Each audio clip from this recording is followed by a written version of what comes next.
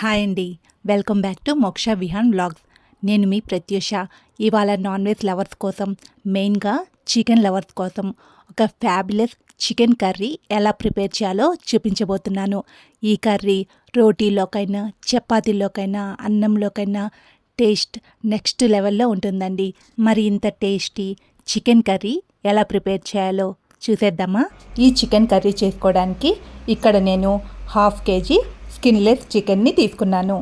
దీన్ని శుభ్రంగా 2-3 సార్లు బాగా వాష్ చేసుకోండి. ఇప్పుడు ఈ చికెన్ని మ్యారినేట్ చేసుకోండి. ఇందులో 1 టీ స్పూన్ ఉప్పు, 1 టీ స్పూన్ కారం, 1 టీ స్పూన్ పసుపు, ఒక చిన్న నిమ్మకాయతో నిమ్మరసాన్ని తీసుకొని ముక్కలకి బాగా పట్టేలాగా బాగా రుద్ది కలపండి. ఇలా కలుపుకున్న చికెన్ని మూత పెట్టుకొని ఒక 1/2 అవర్ నాననివ్వండి. కర్రీ ప్రిపేర్ చేసుకోవడానికి ముందుగా కళాయిలో 2 స్పూన్ల ఆయిల్ తీసుకోండి. చికెన్ కాబట్టి ఆయిల్ కొంచెం ఎక్కువగానే పడుతుంది.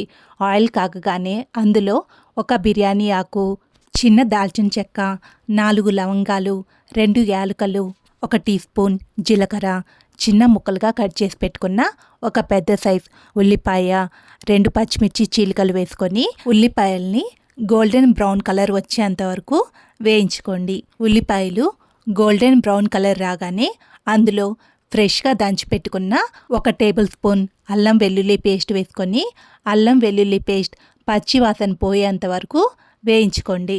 అల్లం వెల్లుల్లి పేస్ట్ పచ్చివాసన పోగానే అందులో మనం ముందుగా మ్యారినేట్ చేసి పెట్టుకున్న చికెన్ని అందులో వేసుకొని మొత్తం కలిసేలాగా ఒకసారి కలుపుకొని మూత పెట్టుకొని మీడియం ఫ్లేమ్లోనే 2 నిమిషాలు మగ్గనివ్వండి. ఇవి మగ్గేలోపు ఒక మిక్సీ జార్ తీసుకొని అందులో 7-8 జీడిపప్పు పలుకులు, 1 స్పూన్ కొబ్బరి పొడి వేసుకొని గ్రైండ్ చేసుకోండి. ఇలా గ్రైండ్ చేసుకున్నాక ఇందులో 2 టొమాటోల్ని ఈ విధంగా కట్ చేసుకొని ఇందులో వేసుకొని మెత్తగా పేస్ట్గా గ్రైండ్ చేసుకోండి. ఇవి గ్రైండ్ చేసుకునేటప్పుడే ఇందులో 2 స్పూన్ల వాటర్ పోసుకొని ఈ విధంగా మెత్తగా గ్రైండ్ చేసుకొని పక్కన పెట్టుకోండి. 2 నిమిషాల తర్వాత మూత తెరిచి చికెన్ ఎలా ఉడికిందో ఒకసారి చూసుకోండి.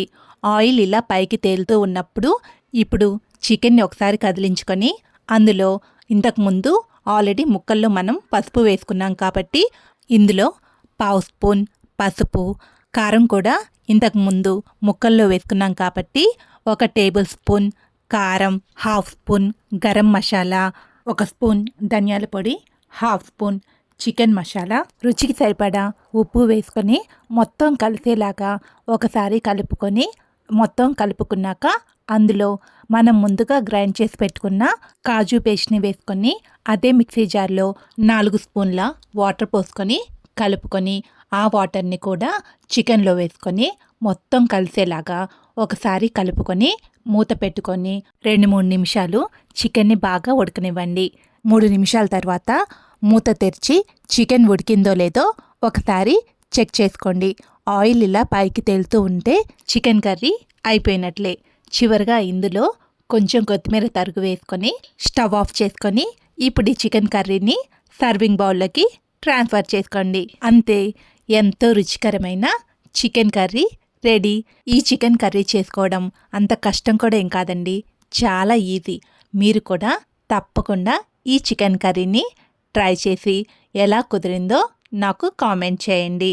నేను చేస్తున్న ఈ వీడియోస్ మీకు నచ్చుతున్నట్లయితే లైక్ చేయండి, మీ ఫ్రెండ్స్కి షేర్ చేయండి. ఇంతవరకు ఎవరైతే మన ఛానల్ని సబ్స్క్రైబ్ చేసుకోలేదో తప్పకుండా సబ్స్క్రైబ్ చేసుకోండి. మీ బ్లెస్సింగ్స్, మీ సపోర్ట్ నాకు ఇస్తూ ఉండండి. మీ సపోర్ట్తో ఇలాంటి వీడియోస్ ఇంకా ఎన్నో చేయగలను. Thank you for watching my video.